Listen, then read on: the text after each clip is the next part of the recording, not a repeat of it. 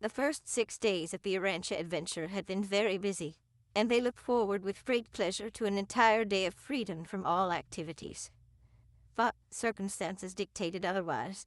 The experience of the day just past, in which Adam had so intelligently and so exhaustively discussed the animal life of Urantia, together with his masterly inaugural address and his charming manner, had so won the hearts and overcome the intellects of the garden dwellers that they were not only wholeheartedly disposed to accept the newly arrived son and daughter of Jerusalem as rulers, but the majority were about ready to fall down and worship them as gods. Or, the first upheaval. That night, the night following the 6th day, while Adam and Eve slumbered, strange things were transpiring in the vicinity of the Father's temple in the central sector of Eden. There, under the rays of the mellow moon, hundreds of enthusiastic and excited men and women listened for hours to the impassioned pleas of their leaders. They meant well, but they simply could not understand the simplicity of the fraternal and democratic manner of their new rulers. And long before daybreak, the new and temporary administrators of world affairs reached a virtually unanimous conclusion that Adam and his mate were altogether too modest and unassuming. They decided that divinity had descended to earth in bodily form, that Adam and Eve were in reality gods, or else so near such an estate as to be worthy of reverent worship.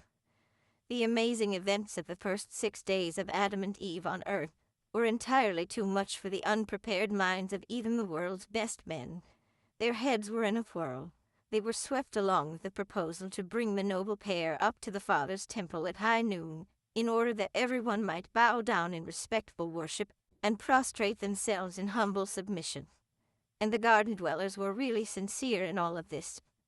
Van protested. Amadon was absent, being in charge of the guard of honor which had remained behind with Adam and Eve overnight, but Van's protest was swept aside.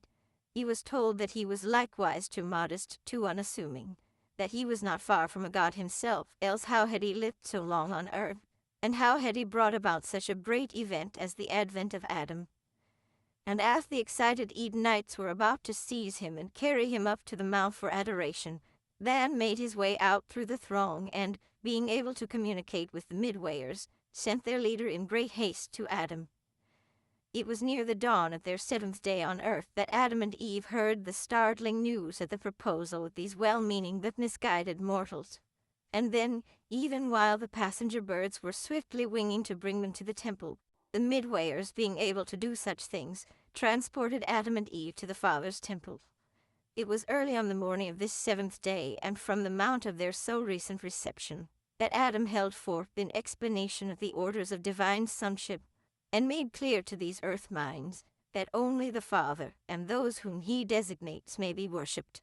Adam made it plain that he would accept any honor and receive all respect, but worship never. It was a momentous day, and just before noon, about the time of the arrival of the seraphic messenger bearing the Jerusalem acknowledgement of the installation of the world's rulers, Adam and Eve, moving apart from the throng, pointed to the Father's temple and said, "Go you now to the material emblem of the Father's invisible presence, and bow down in worship of him who made us all and who keeps us living. And let this act be the sincere pledge that you never will again be tempted to worship anyone but God." They all did as Adam directed.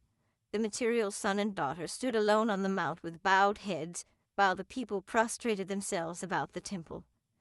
And this was the origin of the Sabbath day tradition. Always in Eden, the 7th day was devoted to the noontide assembly at the temple. Long it was the custom to devote this day to self-culture. The forenoon was devoted to physical improvement, the noontime to spiritual worship, the afternoon to mind culture, while the evening was spent in social rejoicing. This was never the law in Eden, but it was the custom as long as the Adamic administration held sway on earth. By Adam's administration. For almost 7 years after Adam's arrival, the Melchizedek receivers remained on duty. But the time finally came when they turned the administration of world affairs over to Adam and returned to Jerusalem. The farewell of the receivers occupied the whole of a day, and during the evening the individual Melchizedeks gave Adam and Eve their parting advice and best wishes. Adam had several times requested his advisors to remain on Earth with him, but always were these petitions denied. The time had come when the material sons must assume full responsibility for the conduct of world affairs. And so, at midnight, the seraphic transports of Satania left the planet with 14 beings for Jerusalem, the translation of Van and Anadon occurring simultaneously with the departure of the 12 Melchizedeks. All went fairly well for a time on Urantia, and it appeared that Adam would eventually be able to develop some plan for promoting the gradual extension of the Edenic civilization. Pursuant to the advice of the Melchizedeks, he began to foster the arts of manufacture with the idea of developing trade relations with the outside world. When Eden was disrupted, there were over 100 primitive manufacturing plants in operation, and extensive trade relations with the nearby tribes had been established. For ages, Adam and Eve had been instructed in the technique of improving a world in readiness for their specialized contributions to the advancement of evolutionary civilization. But now they were face to face with pressing problems, such as the establishment of law and order in a world of savages, barbarians, and semi-civilized human beings. Aside from the cream of the Earth's population assembled in the garden, only a few groups here and there were at all ready for the reception of the Adamic culture. Adam made a heroic and determined effort to establish a world government, but he met with stubborn resistance at every turn. Adam had already put in operation a system of group control throughout Eden, and had federated all of these companies into the Edenic League. But serious trouble ensued when he went outside the garden and sought to apply these ideas to the outlying tribes. The moment Adam's associates began to work outside the garden, they met the direct and well-planned resistance of Caligastia and Dalagastia. The fallen prince had been deposed as world ruler, but he had not been removed from the planet. He was still present on Earth and able, at least to some extent, to resist all of Adam's plans for the rehabilitation of human society. Adam tried to warn the races against Caligastia, but the task was made very difficult because his arch-enemy was invisible to the eyes of mortals. Even among the Edenites there were those confused minds that leaned toward the Caligastia teaching of unbridled personal liberty, and they caused Adam no end of trouble. Always were they upsetting the best-laid plans for orderly progression and substantial development. He was finally compelled to withdraw his program for immediate socialization. He fell back on Van's method of organization, dividing the Edenites into companies of 100, with captains over each, and with lieutenants in charge of groups of 10. Adam and Eve had come to institute representative government in the place of monarchical, but they found no government worthy of the name on the face of the whole earth. For the time being, Adam abandoned all effort to establish representative government, and before the collapse of the Edenic regime, he succeeded in establishing almost 100 outlying trade and social centers where strong individuals ruled in his name. Most of these centers had been organized aforetime by Van and Amadon. The sending of ambassadors from one tribe to another dates from the times of Adam. This was a great forward step in the evolution of government. 6. Home life of Adam and Eve. The Adamic family grounds embraced a little over 5 square miles.